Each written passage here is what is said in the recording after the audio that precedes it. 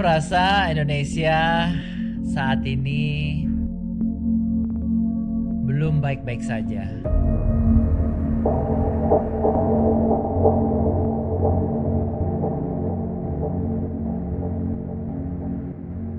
Kenapa begitu? Seperti yang kita ketahui, gelombang pemutusan hubungan kerja atau PHK terus menghantui Indonesia. Di tengah geliat ekonomi global yang belum sepenuhnya pulih dan tekanan ekonomi domestik yang belum ditangani secara merata, ribuan pekerja di tanah air kembali harus menghadapi kenyataan pahit. Apa itu? Itu kehilangan pekerjaan atau di PHK. Per Mei 2025, data Kementerian Ketenagakerjaan mencatat lebih dari 26.455 orang mengalami PHK. Ini bukan hanya sekedar angka statistik, teman-teman. Ini adalah potret nyata dari keluarga-keluarga yang penghidupannya terguncang dan anak-anak yang masa depannya dipertaruhkan dan individu-individu yang kehilangan arah dalam ketidakpastian ekonomi. Mungkin sebagian orang merasa, itu wajar. Tapi bagi saya sendiri, no, itu tidak wajar. Apalagi di daerah pariwisata seperti Bali, terutama di kawasan daerah wisata di Kabupaten Badung, Bali sendiri, Dinas Perindustrian dan Tenaga Kerja mencatat ratusan pekerja dirumahkan. Termasuk dari sektor resort dan hotel yang menjadi tulang punggung perekonomian lokal. Bahkan salah satu perusahaan besar seperti Coca-Cola ikut mem-PHK massal pekerjanya. Ini menandakan bahwa ancaman kehilangan pekerjaan kini tidak hanya menghantui sektor informal atau UMKM, tapi juga perusahaan-perusahaan besar yang selama ini dianggap paling stabil. Pengamat ketenagakerjaan dari UGM, Cahyudin Nur Effendi, bahkan menyarankan solusi yang mengejutkan namun realistis juga kadang-kadang. Mendorong masyarakat bekerja ke luar negeri. Atau menurutnya mungkin lapangan kerja di Indonesia sangat terbatas. Jadi kalimat ya mungkin yang sering kita dengar di media sosial ya kabur aja dulu, itu mungkin itu yang dimaksud. Sehingga salah satu jalan keluar untuk menekan pengangguran atau angka pengangguran adalah melalui penempatan tenaga kerja migran. Tetapi apakah ini solusi jangka panjang atau sekedar bentuk lain dari pelarian akibat kegagalan sistemik menciptakan lapangan pekerjaan yang layak? Apalagi kalau kita ngomongin khususnya di Bali, teman-teman, seperti yang kita ketahui, Bali kuat dengan adat dan budayanya. Nah, ketika seperti sekarang, anak-anak muda Bali itu sudah tidak ada yang mau lagi kerja di daerah sendiri, tidak ada yang mau lagi kerja di Bali, mereka orientasinya mana? Kerja di luar negeri, kapal pesiar, atau mungkin ke Australia. Terus kalau anak-anak muda kita yang menjadi masa depan dari kebudayaan Bali itu sendiri sudah lari ke luar negeri, ke Jepang, ke Finlandia, ke US, terus siapa yang besok akan datang ke Banjar, muruk megambel, mesekegong, mesekesanti, sekebaris? Siapa yang akan melakukan itu? Apakah teman-teman akan bangga melihat PKB yang baru kemarin dibuka oleh menteri yang seharusnya Pak Presiden bisa hadir, tapi yang hadir itu menteri, didominasi oleh orang luar yang megambol. Wih, bangga dengan kebudayaan Bali sekarang sudah menyebar luas ke seluruh dunia, hingga orang megambol pun, megender pun itu orang luar. Apakah kebanggaan itu yang mau kita tunjukkan atau kita pertahankan? Bukankah akan lebih miris lagi ketika anak-anak muda kita, generasi muda Bali yang seharusnya bisa kita ajak berjuang, kita ajak mempertahankan, mengajarkan budaya Bali.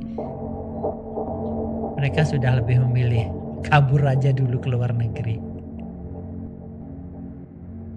Itu tentang budaya. Bagaimana dengan alam? Alam kita, Indonesia, dikeruk. Siapa yang menikmati? Ironisnya di saat rakyat kecil makin sulit mengakses pekerjaan dan penghidupan yang layak, pemerintah justru gencar mendorong proyek-proyek hilirisasi atau atas nama pertumbuhan ekonomi. Hutan-hutan digunduli, tambang-tambang baru dibuka, dan kekayaan alam dikeruk tanpa henti. Contoh terakhir kemarin di Raja Ampat. Namun siapa yang menikmati hasilnya? Rakyat di sekitar tambang tetap miskin, air tercemar, udara dipenuhi debu, lahan mereka rusak, tempat mereka nyari ikan juga rusak. Keuntungan besar justru mengalir ke segelintir korporasi dan pemilik modal. Ketimpangan sosial dan ekonomi justru semakin menganga lebar. Kita menyaksikan bagaimana alam dikorbankan demi investasi asing. Namun tidak ada jaminan bahwa masyarakat lokal ikut sejahtera. Ini bukan hanya soal lingkungan, tapi juga struktur ketimpangan ekonomi yang terus dipertahankan oleh kebijakan-kebijakan elitis yang tidak inklusif. Kemiskinan struktural bukan sekedar lahir dari keluarga atau garis keturunan miskin. Meskipun bapaknya miskin, anaknya tidak harus ikut miskin juga kan.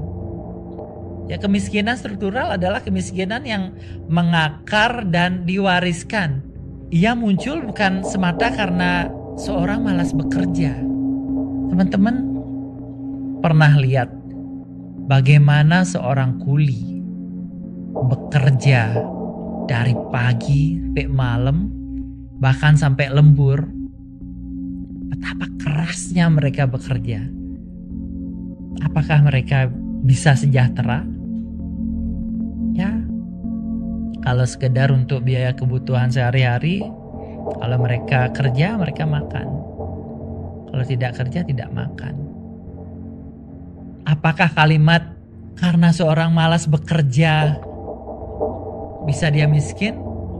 Enggak.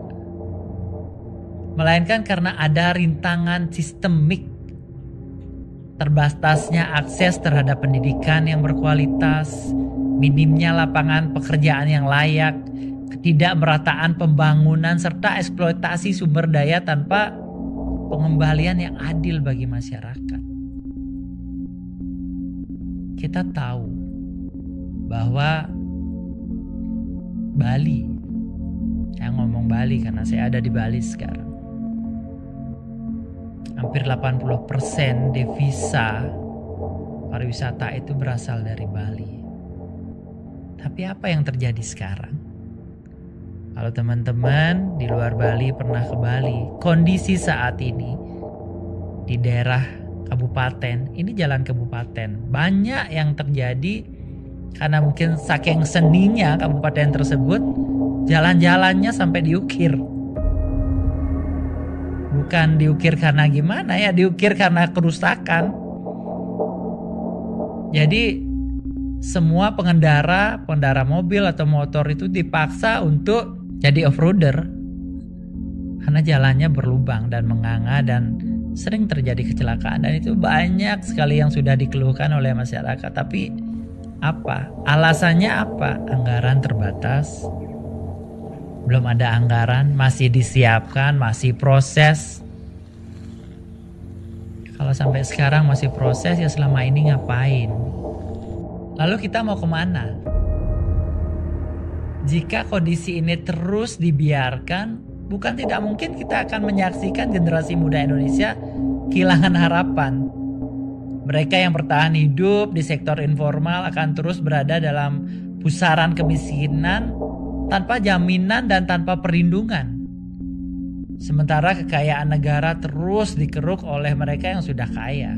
Maka yang dibutuhkan bukan sekedar program bantuan sosial sesaat, tetapi reformasi struktural yang menyeluruh. Pembangunan industri padat karya, memprioritaskan pendidikan dan pelatihan vokasi, memperluas akses kredit usaha mikro, serta memastikan kekayaan alam benar-benar dikelola untuk kesejahteraan masyarakat. Ingat teman-teman, kemiskinan bukan takdir. Ia adalah hasil dari sistem yang gagal membagi keadilan. Lalu kita harus apa? Pertanyaannya, kita harus apa? Kita harus bagaimana? Bantu menjawab. Saya tunggu jawaban teman-teman di kolom komentar. Saya Kande Putra, sampai jumpa.